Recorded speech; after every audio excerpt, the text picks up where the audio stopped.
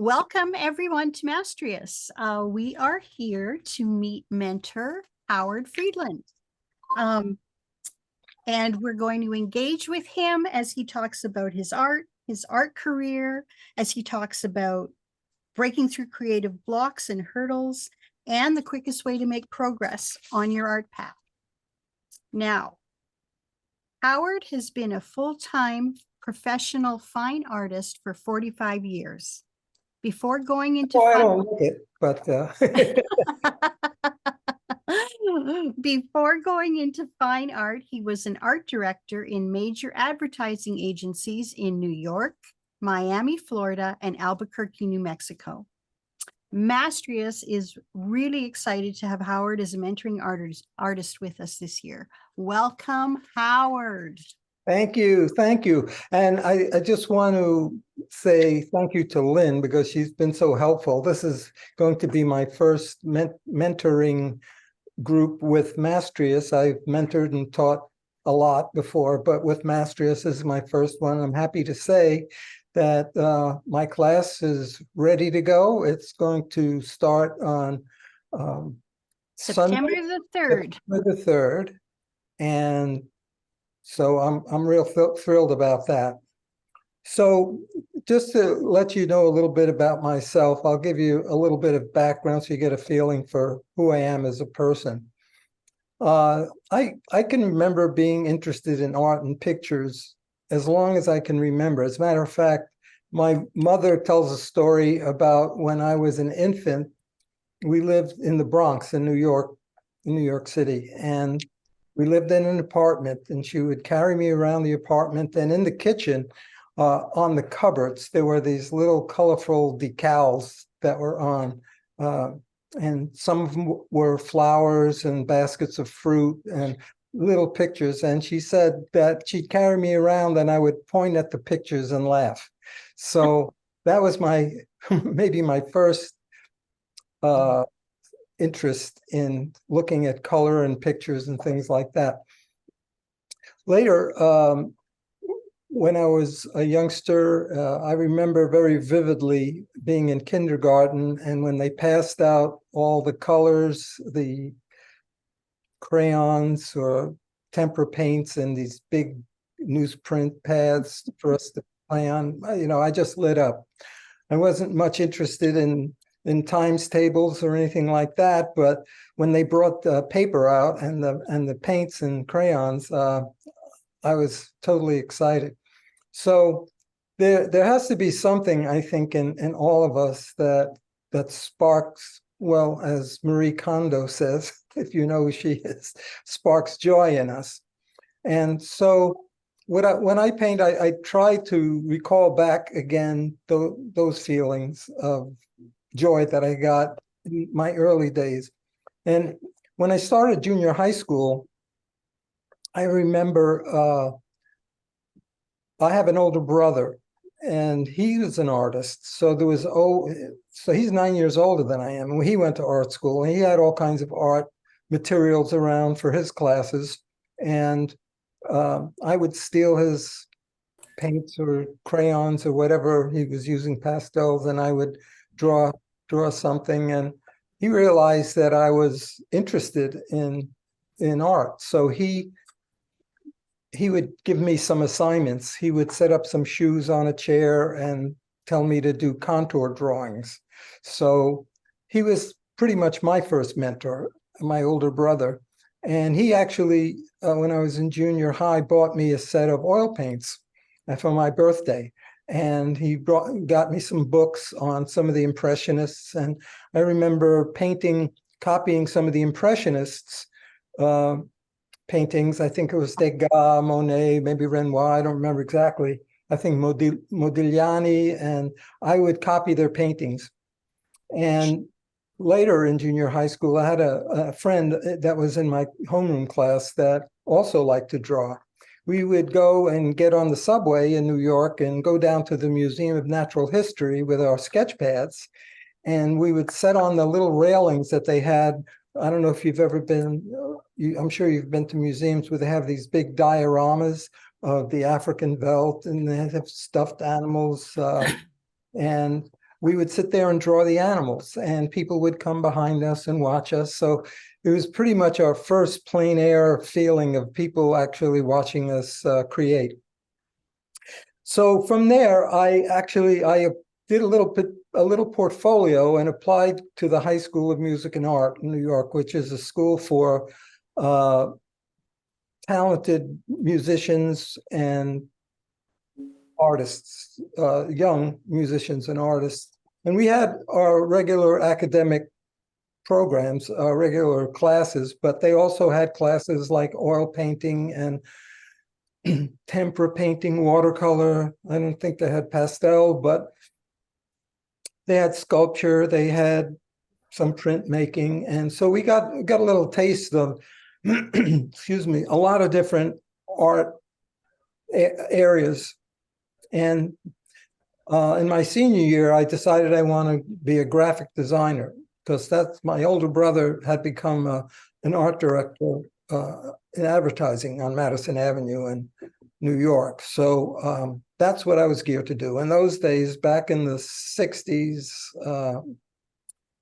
and late 50s, to try to make a living as a fine artist was pretty much unheard of. So that's the direction I was going in. So I did end up graduating. I went to Cooper Union, which is a pretty famous school for design. And from there, I worked in advertising in New York. And then in 1972, I moved down to Miami, Florida for an advertising job.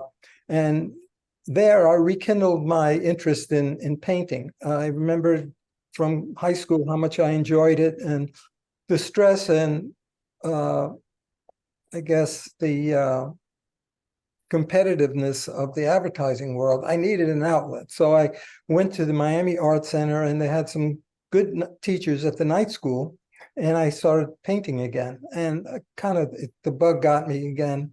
And from then on, I just kept painting and painting, and I started getting into some of the arts and crafts fairs around 1970, around 1978, 79. And I did a car trip with my then girlfriend to New Mexico, because I would see a lot of galleries and art in the West. So I fell in love with that area, and I eventually moved out there to become a fine artist. So I got a job there in an advertising agency and did a lot of painting on the side, and eventually started getting into some galleries. And I did some arts and crafts shows too. And then I just started taking workshops from artists whose work I admired.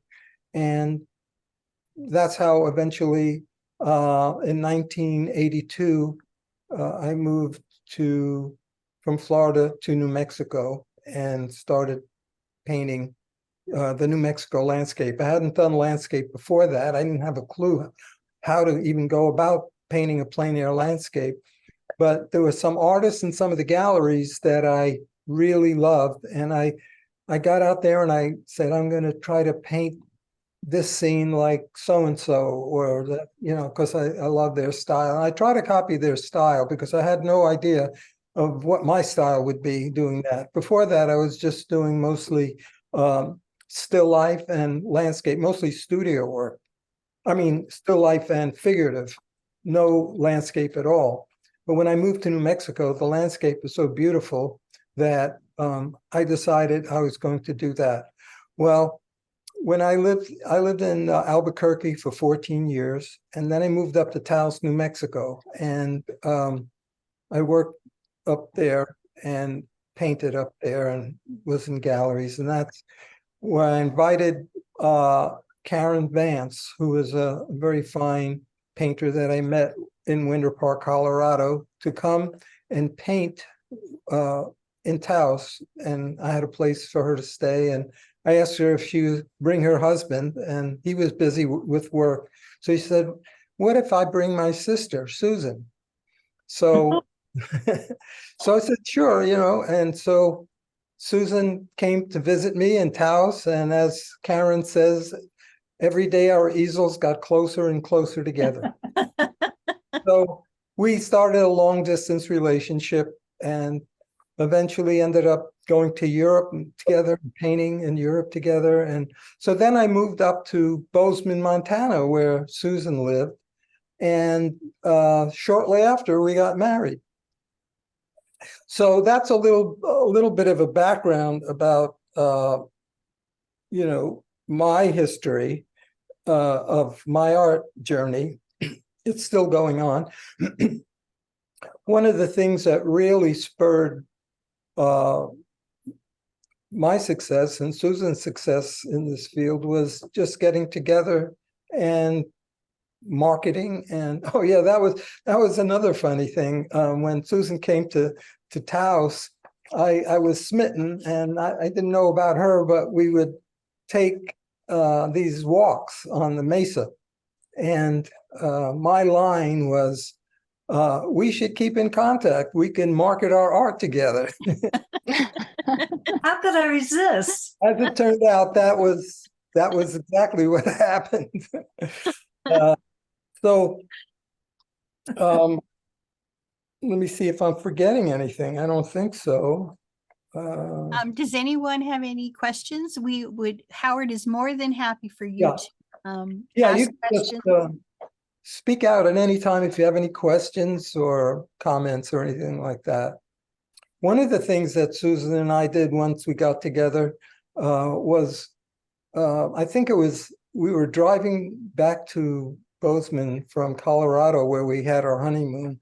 And, when you're driving in a car, you have to come up with different ways of spending time and wasting driving time. So we said, let's do like a goal list. And we called it our paradigm, which a paradigm is taking, in a sense, is taking note of where you are in your life at the present and throwing out a fishing line, like fly fishing, to where you want to be, where you want your career to be in a year, in 5 years, and in 10 years. And we fantasized, things. We weren't being reasonable. We were saying, I want this, and I want that, and I want the other thing.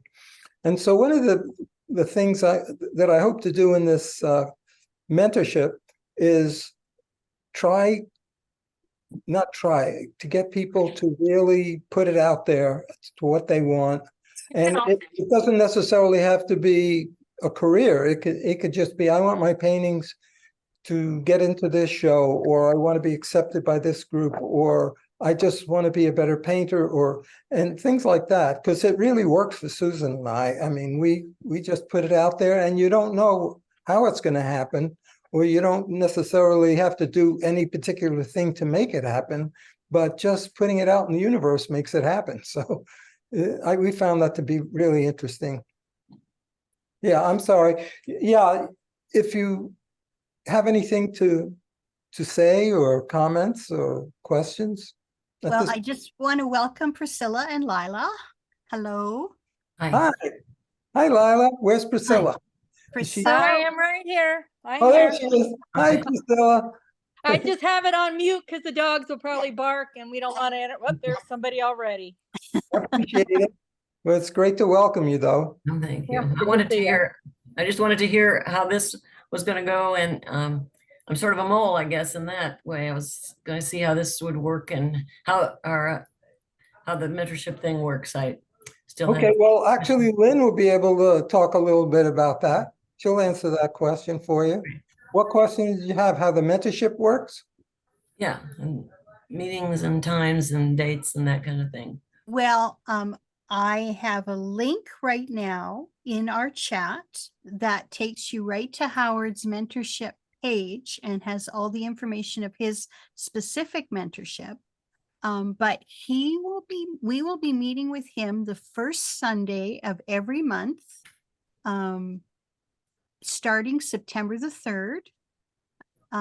And we meet for 2 hours, and typically the first hour, Howard spends time, we spend time as a group connecting. And then Howard spends time usually critiquing whatever homework we had from the previous month.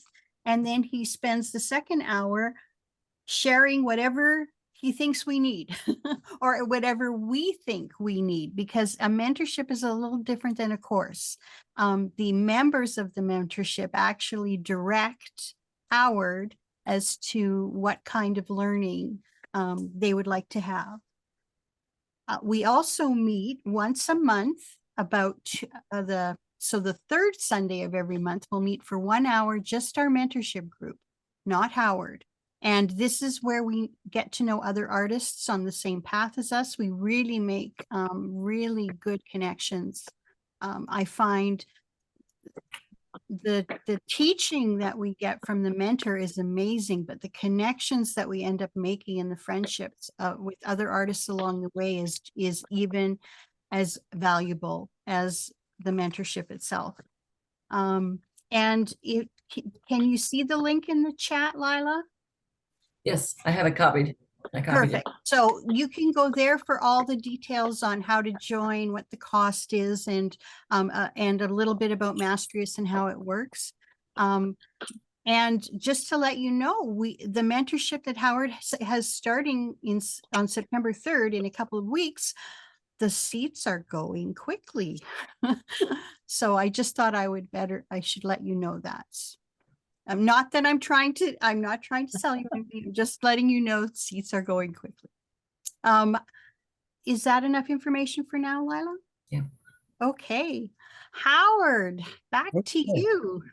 Right. So if some of you are familiar with the way I paint and how I paint, but I think it'd be interesting to you to see some of my paintings. And I'll talk a little bit about little stories about them. I'm not going to go into depth on all of them, but I'll show you some selected ones and some interesting incidents that happened while I was painting.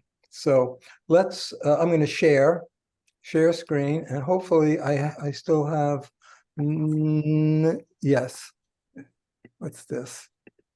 I don't know what that is. Google Chrome launch. No, that's launch meeting. That's not what I want.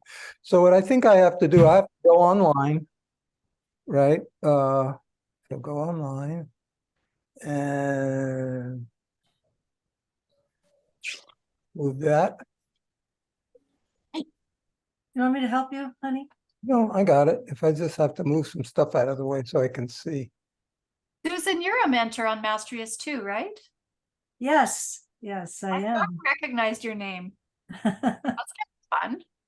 It is fun. We're very excited about being mentors. We kind of been that way with our students all these years, but to have this specifically, oh my gosh, look at that. Lila, what are you sharing with us? This is my Howard Friedland painting. I was going to show you. So I have two originals, this one and the Church of Chimayo. I love them both. Oh, that's right. This one's I called Hay love Bale. that one. This Lila. one's called Silo and Hay Bale. Yeah, it's gorgeous. And it's That in my was front from- room all the time. Oh, gorgeous. Beautiful. So can everybody see what's on the screen now? 'Cause Yes, we Oh. can. my paintings, good. So I want to get rid of the The group. search tabs, you want to get rid of that, right? I go to this. Oh, okay. There you go. Okay. Anyway, so I'll go back to this is my website real quick. I have all this information about Mentrius. If you go to my website on my homepage, you'll get a lot of information about that. But huh? Am I moving too fast? Yes, go a little bit slower. Okay, so you may have seen that. It's I'm a Mastrius mentor, which is a mouthful to say, but you're already here, so I don't know if that's as important. So let me go to my paintings. So as you see, if you click on paintings, there's different collections. The first collection is paintings that are at galleries that you can purchase from a gallery. And this one is landscapes. Anything that's just like landscapes or still life and interiors, figuratives, which are mostly landscapes with figures in them. Then I love painting animals and pets and things like that. So you can click on that and get to see those. I have some seascapes, and the bottom one is available studio paintings, which I have here or I have access to, which people can purchase from me. So going back up to landscapes, I just want to go through some of these. I'll go through a few of the landscapes and some of the other ones, but mostly by showing you what the point I want to make is that I like to paint all kinds of things, whatever piques my interest, and I think make a good composition, make an interesting, arresting painting. I will paint it. Some artists stick to one type of subject, and that's what they do. They change things a little bit here and there, but basically they're experts in. I'm more of a generalist rather than a what do they call it? A Specialist? specialist, really. I feel that if you can paint, if you know how to paint, you can paint anything. So anyway, going back to this, these are some older paintings that I have. Oops, I didn't mean to do that. Whatever happened there? Go back. Okay. Oh wait. Oh, this never happens. It only happens when you're trying to show people. So what I started doing, I just was looking through some old slides and old 4x5 transparencies, which is what we used to use back in the day. Now with phones and cameras and computers, now you don't need to use those big 4x5 cameras anymore. You can get great shots.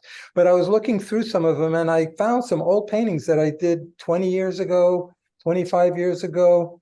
And it's good to look back and see what you used to do, to see where you were and then to see where you are. Sometimes you'll find things that you really like that you didn't realize how good you were back then, because a lot of us think in terms of improving, and over 10 years, over 15 years, you're hopefully going to become a better artist or better skilled artist. But it's amazing to see when you look back, that things that, you forgot that you did anyway. So this one over here, these are older ones, the first three. And then this I'll click on some of them. See, I'll click on this one. This is a painting that I did of a scene. We were with a group called the Montana Painters Alliance. So Susan and I and another artist founded when we lived in Montana. And we would go on these paint-outs twice a year as a group. They were artists from all over Montana. And this is on one of the paint-outs. I didn't paint this plein air, but I did a study. And this was a 24 by 36 painting. And this one actually won the silver medal and artist choice at the American Impressionist Society show in 2000.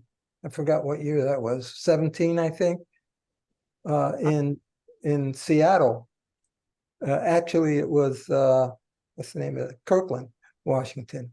So then you can just get an idea. My paintings are pretty loose. When you look at them up close,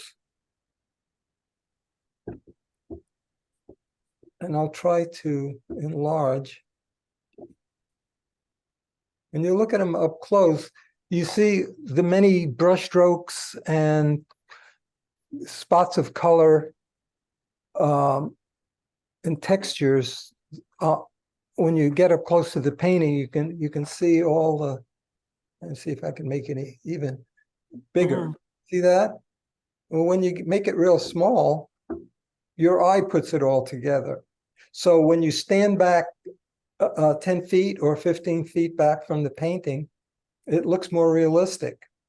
And in my class, if anybody's interested in trying to be a little bit looser and more impressionistic or expressionistic with their paintings, that's something that I specialize in as far as painting technique.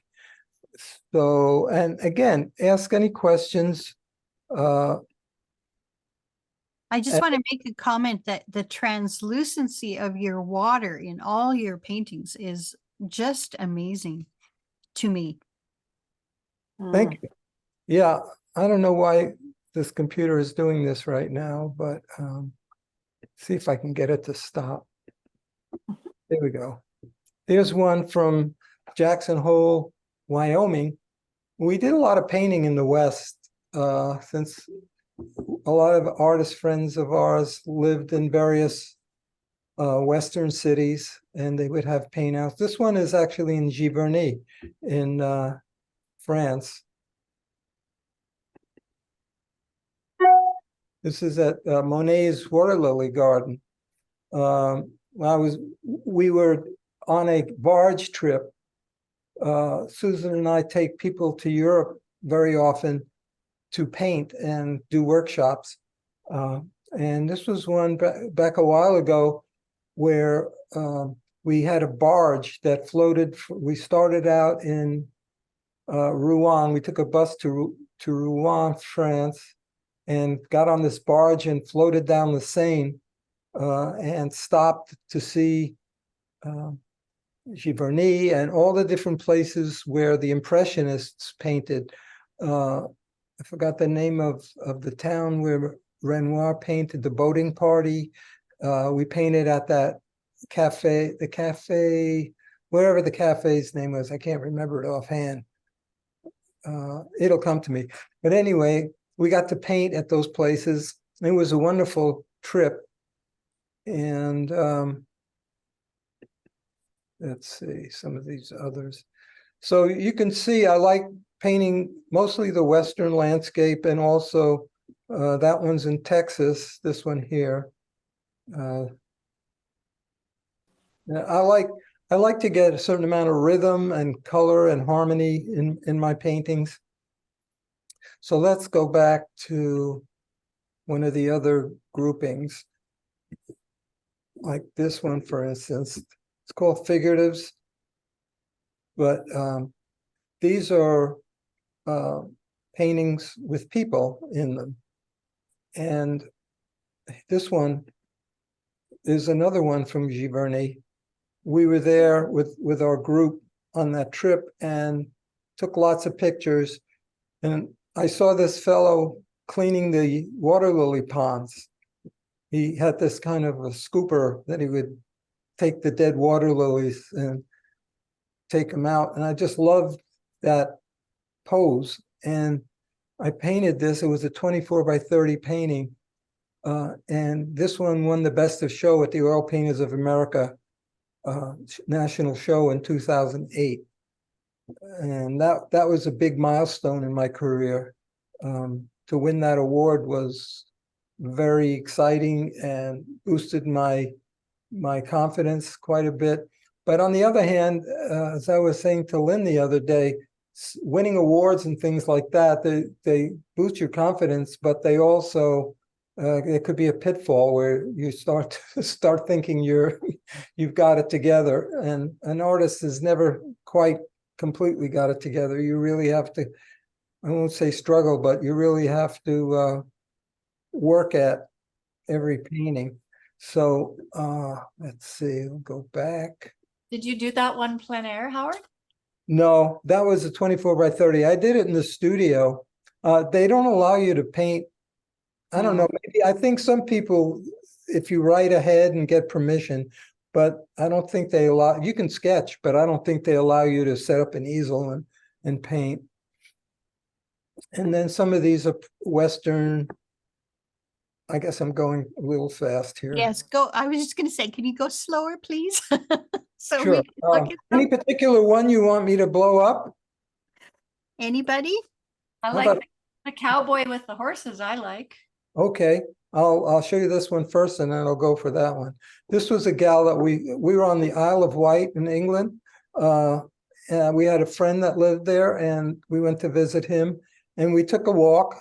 He was showing us the island and there was this gal sitting on the steps of her house with an umbrella, and she had watercolors out, and she was painting amongst these flowers. And I just said, that's something I'm going to have to paint eventually.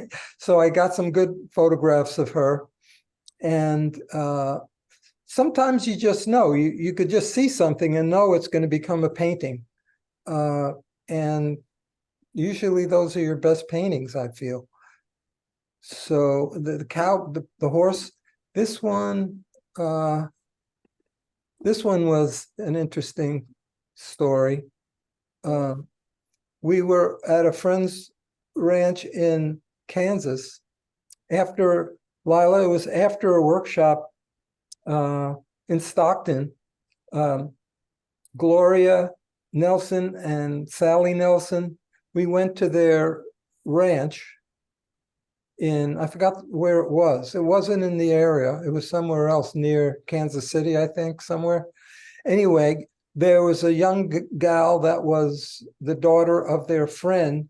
And we took a hike up to the top of this hill and there was 3 horses there. I think it belonged to that ranch.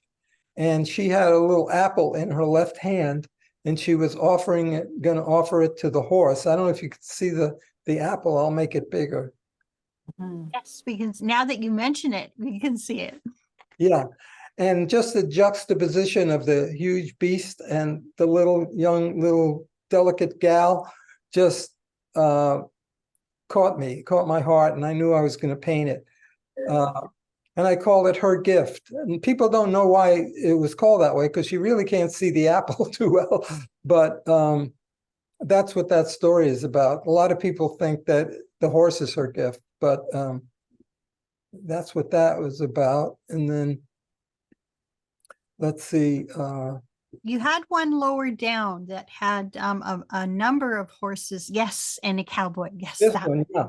When we were living in Bozeman, there was every spring, there was an area that these ranches had a roundup where I guess they were moving their horses from one area to another for some reason.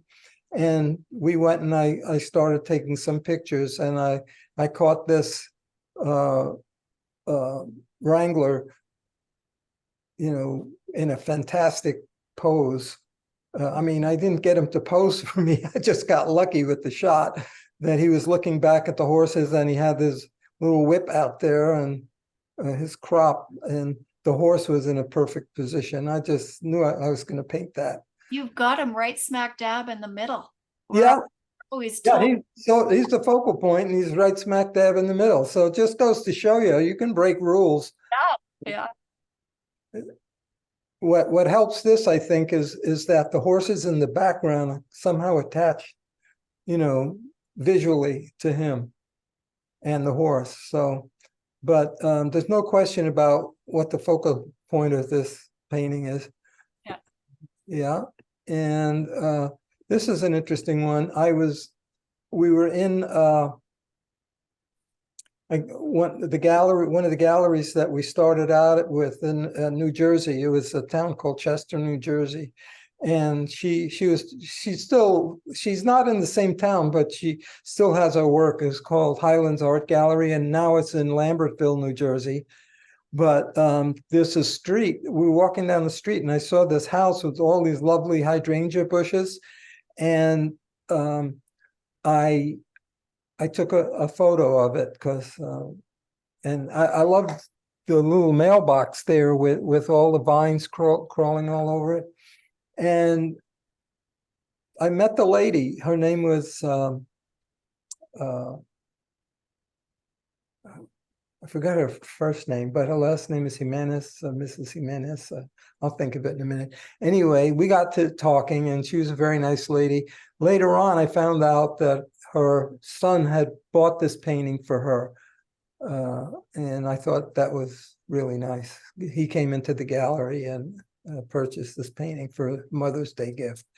And the two figures over here on the upper right, they weren't there. I did a little sketch of a couple of people, and I just thought some people in the background, it needed some kind of human touch to it. So I added these two little figures way in the background.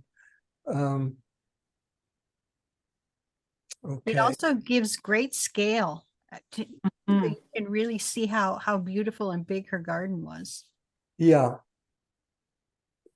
And I just love the color harmonies, and so that's that. And then let's go back and see.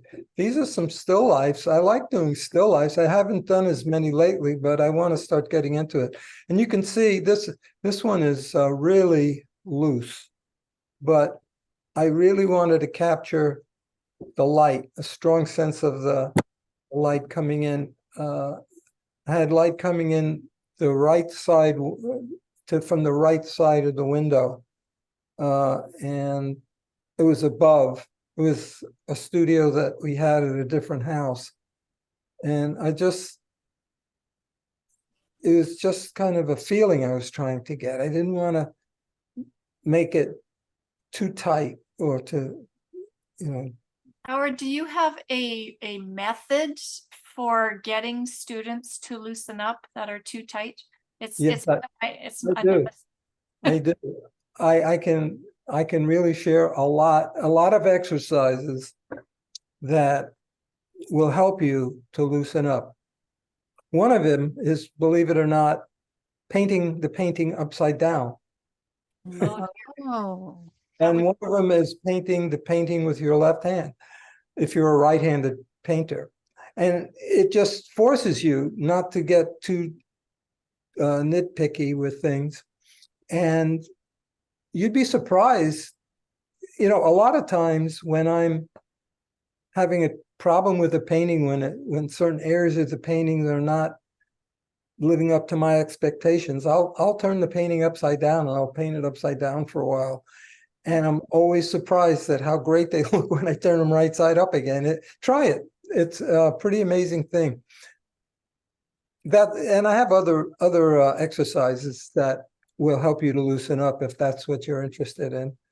Here's another one. This also was something I saw in Honfleur, where on our barge trip, we ended up going up to Normandy, and Honfleur is a wonderful Norman town up there.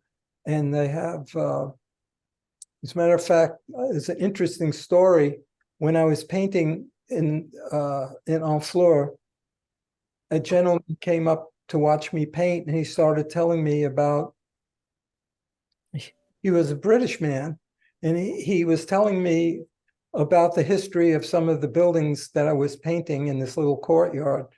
And he said that he and his wife lived in London, but they had a house, kind of a weekend house, or, there in Honfleur. It was out in the country. And he said, if you and your artist friends want to come out to our place and paint, you're welcome to.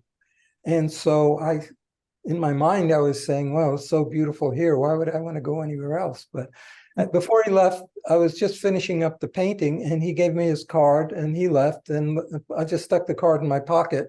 When I looked at the card, it said Lord Peter Levine of Portsoken, and he was the CEO of Lloyd's of London, the famous insurance company. So I called him up the next day, and I said, Lord Levine, I said, this is Howard Friedland, and we met yesterday in Honfleur, and you kindly offered to have us come out and paint. So he said, oh, certainly, yeah, we'd love to have you come. And so Susan was teaching that day. So a few of the students were available. So I picked 2 or 3 of them, and the 4 of us, I said, we're traveling by a big bus, so we can't drive out to you, please. He said, no problem, I'll come and pick you up.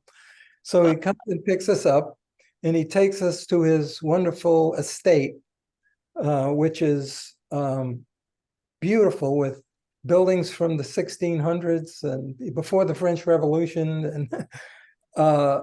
And he's showing us around. And then he says, come into the house, and he takes us into the main house. And there are pictures on the wall of him with the Queen. And I point to it, and he said, oh, that's when I was made Lord Mayor of London. And so it's completely blown away. And he couldn't have been a more down-to-earth, nice fellow. And they were going back to London later on that day. So I said, well, we should probably go out and paint and find something on your property that we want to paint. So we did. We went out and looking around, and I set up, and I'm setting up, and all of a sudden, here he shows up with some chicken kebabs on a tray. He's serving us at our easels chicken kebabs. What an experience. Yeah. So an experience you never forget, And so we had that, and then we finished our paintings, and we took some pictures, and he took us back to Honfleur, and he was, very, very famous lord in London. So you never know who you get. You got to be nice to people when you're painting outdoors. You never know who you're talking to. Now, So, Howard, I don't want to interrupt, but you have about 15 minutes left. we better hurry up. Okay, that's enough of the pictures, I think. Let's see. Yeah, that should be enough. So I'll quit sharing. And I'll answer any questions. I have more I want to show you, but any questions about any of the pictures or anything like that? I can go on. It's 45 years. I'm sure you have many stories. Yeah, I do. About the time that a grizzly bear was about 20 feet away from me and my friends while we were painting. But I won't go into that. You have to join the class in order to hear that story. So one other thing I wanted to talk about was mentoring. There's a book that I'm going to want to use in this group, and it's called Art and Fear. And this is the book. And basically what this book, and I really highly recommend it, it's very inspirational. And it really talks about what keeps us from developing into the kind of artists that we dream of being. And let me see, I put it this way. Let's see, I just want to.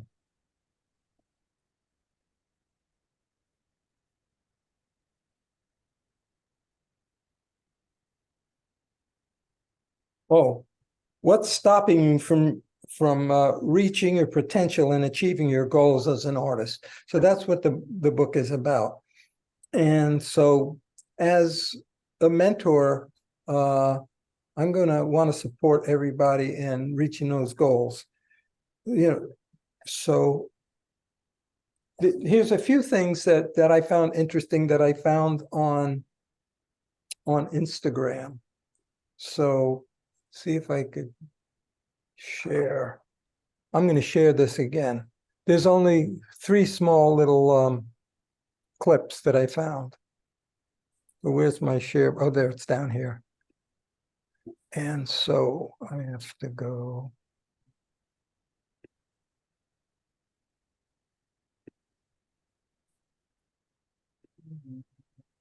You're becoming an old pro at this, Howard. I'll get better at it, I hope.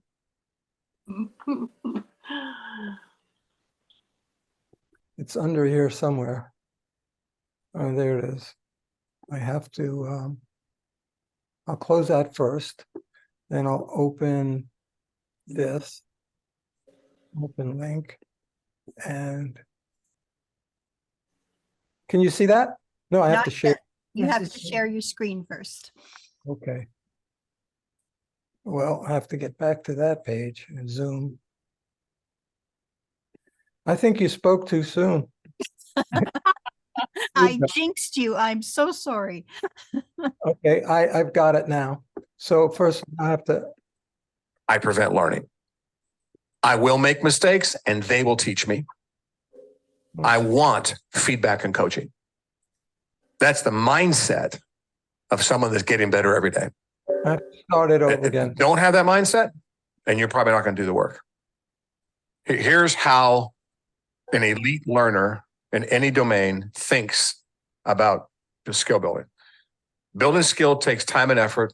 I will invest the time and be tenaciously persistent. That's the person talking to themselves. I understand that discomfort is part of the process. If I avoid discomfort, I prevent learning. I will make mistakes and they will teach me. I want feedback and coaching. That's the mindset of someone that's getting better every day. That's one. And then there's two more. That's profound. Yes. Oh, it's, I think so.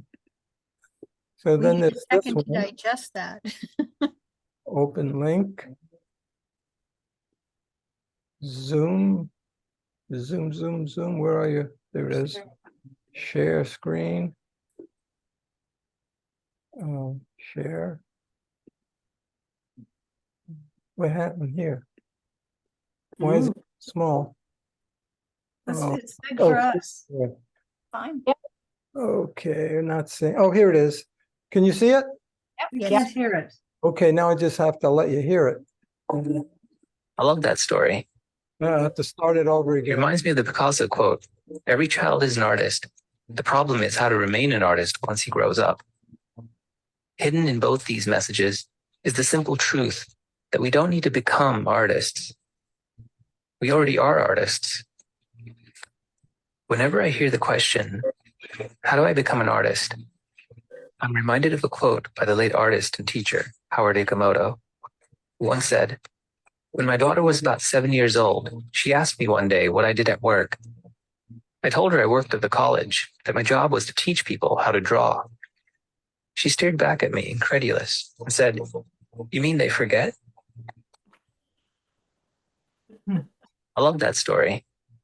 It reminds me of the Picasso quote, "Every child is an artist.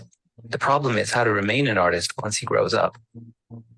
Hidden in both these messages is the simple truth that we don't need to become artists. We already are artists. Okay, one last one would be,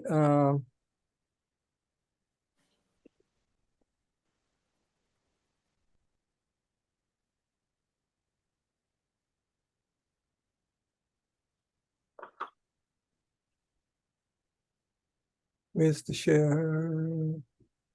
You're in share. You You're just need to sharing unmute. already. You're in Just- share? Yeah. Is that mute? Okay, well, I can't see it because I have to close this. Let's But see. you have to put the sound back on. Okay, well, I can't see it, so, I'll just go share. What's happening? I don't want that. Oh, here we go. Sound back on. Let's start it over again. Everybody knows The hell out of it. this is George. Acknowledge it and go, I'm not getting this. I'm not achieving what I want to achieve right now. I want to start it over. Tomorrow. I'll make another choice. I'll look at one of these elements another way. Or I need to go out and observe something that is this in life and see if I can learn something from it.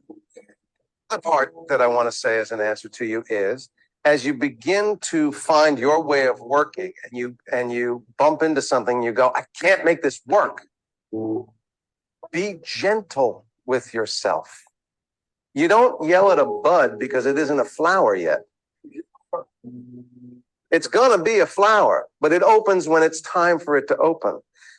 If you're working on something that is beyond your ability at the moment, it doesn't mean it will be beyond your ability in a month. But at the moment, it's going to frustrate the hell out of you. Acknowledge it and go, I'm not getting this. I'm not achieving what I want to achieve right now. Tomorrow. I'll make another choice. I'll look at one of these elements another way. Or I need to go out and observe something that is this in life and see if I can learn something from it. The part that I want to say as an answer to you is, as Okay, share.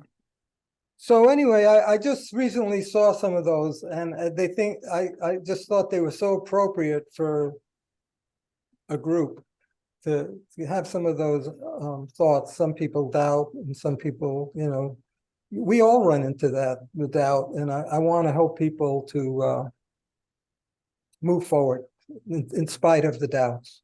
So that's pretty much it. I don't see very much. Oh, the other thing, real quickly, I'll talk about is my critiquing methods. So the way I always think of critiquing is I only listen to artists whose work I admire, because you know that they have a good feeling for what you're trying to achieve in your work.